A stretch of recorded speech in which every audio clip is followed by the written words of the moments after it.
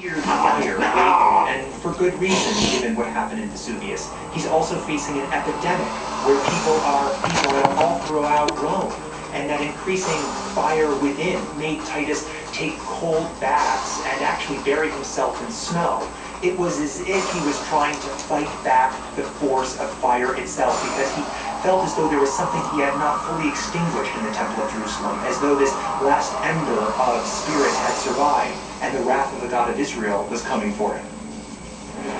I believe that the eruption of Mount Vesuvius in the year 79 drove thousands of Romans to join Judaism and its newly created sister religion, Christianity, especially Christianity.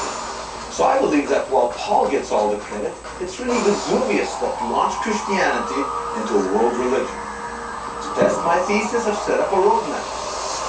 I have to find evidence right here that there were Jews in Pompeii prior to the eruption. Why Jews? Let's remember, at the beginning of the movement, they were all Jews, including Jesus and all his disciples. And secondly, I have to find evidence that these newly minted Christians, so to speak, warned their pagan Roman masters of the impending disaster. Why did they have to warn before? Well, because otherwise the Romans wouldn't have seen the eruption of Vesuvius as divine punishment. So let's test the theory and follow the trail of evidence. We begin with the New Testament. The book of Acts describes the missionary journeys of the Apostle Paul. There, it states that he made a point of preaching in busy harbor towns where new ideas would quickly spread.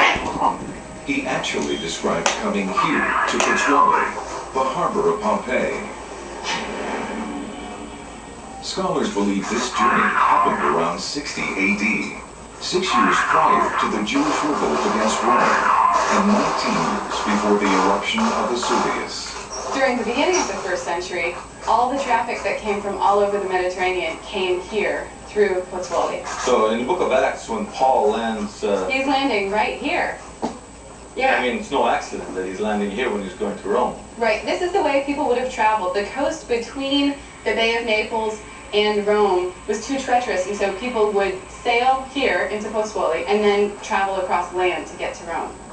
It says that when Paul landed right over here, he was met by fellow Jews who are followers of Jesus or converted to this movement. Definitely Jews coming from the Holy Land.